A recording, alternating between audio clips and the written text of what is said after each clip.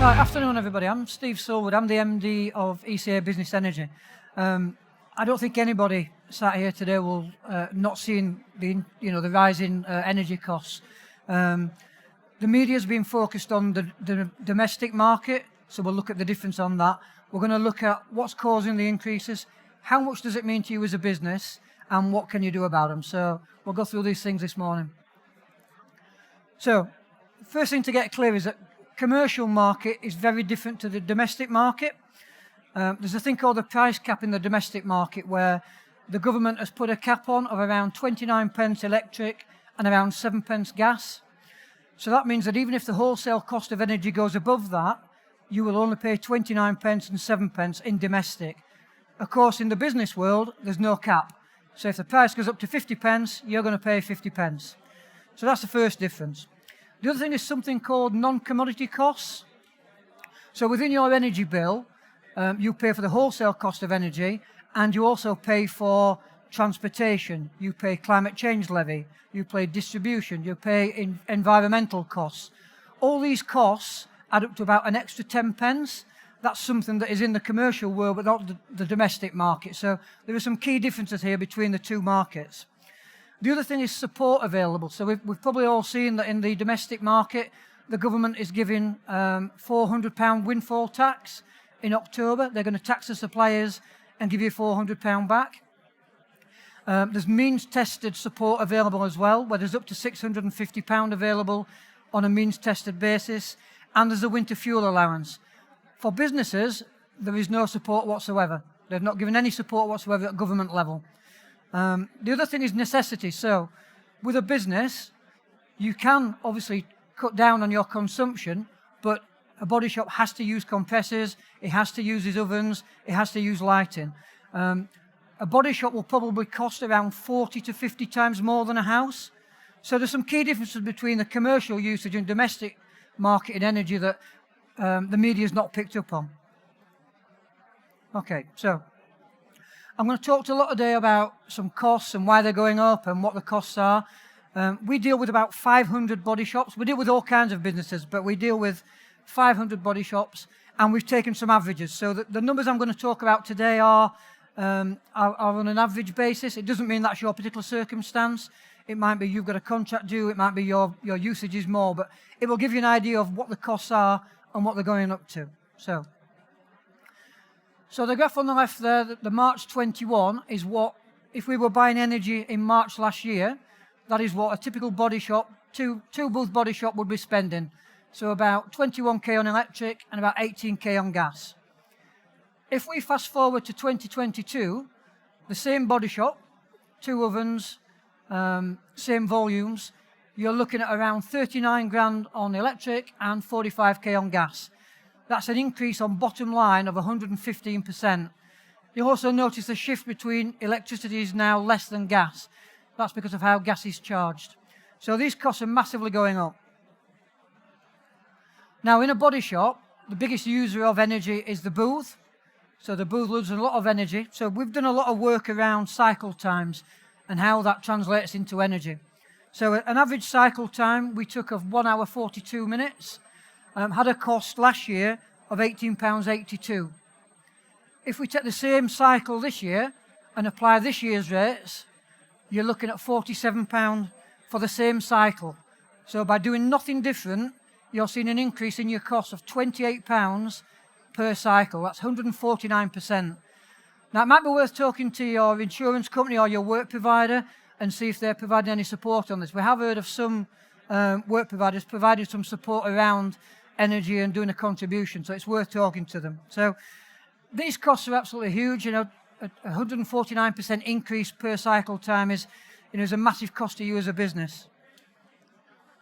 So what's causing the increases then? So energy, as I'm sure you're all aware, is a commodity, and you buy commodity on the open market, and it changes. It's changing as we speak, and lots of things affect the price of that commodity. So it can be the weather, it can be storage, it can be political events. It can be coal, carbon, oil. All these factors have an impact on the energy markets. Now, this graph shows the wholesale cost of energy up to 2021. In truth, when we cut through all the factors, it's about supply and demand, like most commodities. If we look at the wholesale cost back in January 21, we're around about the £50 a megawatt hour mark. If we went back to June 20, in the middle of lockdown, that was at its lowest point, about £30 a megawatt hour. So as we come out of lockdown and we start using more, you will see that it starts to aggressively move up. The scale of the graph doesn't do it justice, but you'll see that around August time, as we're getting, thinking about buying for winter, we really start to ramp up. Now, in October, it hit £200 a megawatt hour, 4 times what it was in January, and that was because there was a French interconnector, so a pipe supply in France, that caught fire, so it caused an immediate spike. That settles down again, but again, we're still around, this is winter 21, we're still around the £80, £100 a megawatt hour. Then, in January 2022, Nord Stream 2. So Nord Stream 2 is the major pipeline from Russia into Europe. That pipeline got suspended. That was going to be live, and that was going to be the answer to all our prayers from a storage point of view. That was shut down. That's not happening now, or is certainly being mothballed. And that's a massive spike there. Again, it settles down again. And then guess what? We hit March this year when Putin invaded Ukraine. And that's a massive spike. They were concerned about storage level, concerned about security of supply and things like that. It has settled down a little bit, so we're around the 150, £200 a megawatt mark now. My view is that certainly going into winter 22 and 23, those prices are going to be the new normal. We have to get used to that pricing level. I don't think it's going to come anywhere near 100 or less pound a megawatt hour. We need to get used to energy being at these prices. So we need to think about what we can do about that. So what can be done? There's no magic bullet on this. There's no one thing that can be done that's going to get rid of those increases. There's lots of little things that you do that might seem a little bit trivial, might seem a little bit time consuming and not part of your main business, but these need to be done because that's the only way you're going to claw back at some of these 149% increases. So the first thing to do is to create a complete strategy. So look at how you buy energy. There are ways you can buy a little bit differently, and I'll talk about those in a second. Invoice management and validation is extremely important. Are you paying the correct bill? Are you paying to estimated reads or actual reads? The energy suppliers will overestimate and they will take your cash off you. So it's important that you're billing to actual reads and that your bills are checked. We'll talk about that later. One of the biggest things I'm going to talk about this afternoon is about consumption reduction. Consumption reduction is the area that I think we can massively impact and we can have a big effect on. All the other things, you kind of in the hand of the gods with the markets and things like that, but consumption reduction we can control and we can take effect on. And then carbon reduction, it might seem strange to put carbon reduction in there, but carbon reduction is massively important in future-proofing your business. And of course, if you're reducing carbon, you're going to reduce your cost. So carbon reduction must form, in my opinion, part of your strategy going forwards. Okay, so have a quick look at some options around procurement then.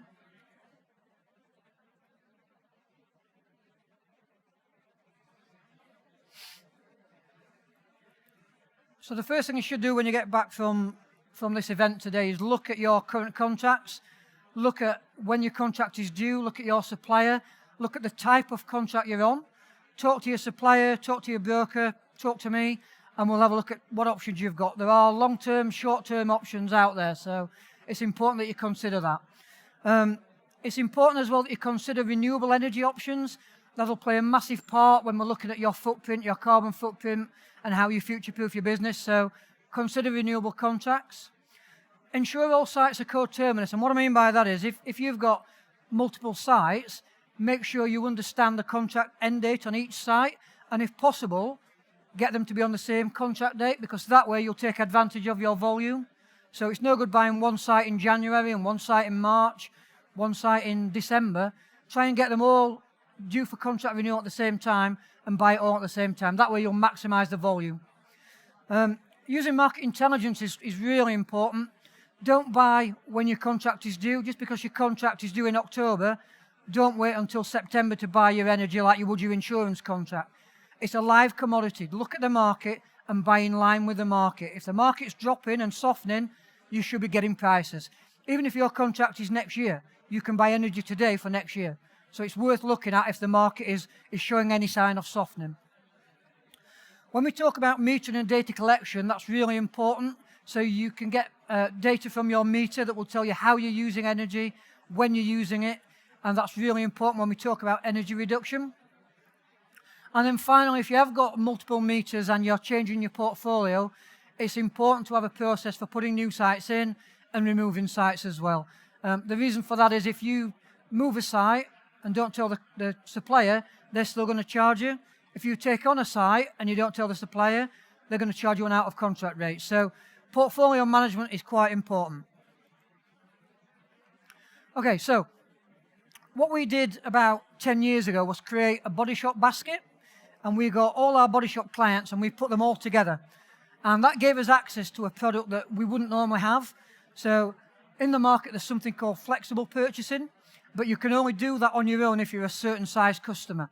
But by putting all these customers together, we had the volume to buy flexibly. And the way flexible purchasing works is, normally when you buy a contract, you would agree your contract here, 25 pence a kilowatt hour, you're locked in a contract for 2 years, and you'll pay 25 pence a kilowatt hour for the next 2 years. Okay? So that's fine if you've got a good deal at the moment, but it doesn't take into account market movements. What a flexible contract and what the energy basket does, it allows you to buy in chunks. So you can buy in month, you can buy in seasons, you can buy in quarters, you can buy a full year if you want. And what that allows you to do is buy a certain period, and if the market drops, you can buy again. So you can buy again and you can take advantage of the market dropping. So when we look at the market being at an all-time high now, if there is any sign of softening and you're in a flexible product, you can buy in line with that drop. So it means that you're not fixing out at the 25 pence. If it drops to 22 pence, you can take advantage of that. So it's a different way of buying. It's a more flexible way of buying, but it might be something to go with.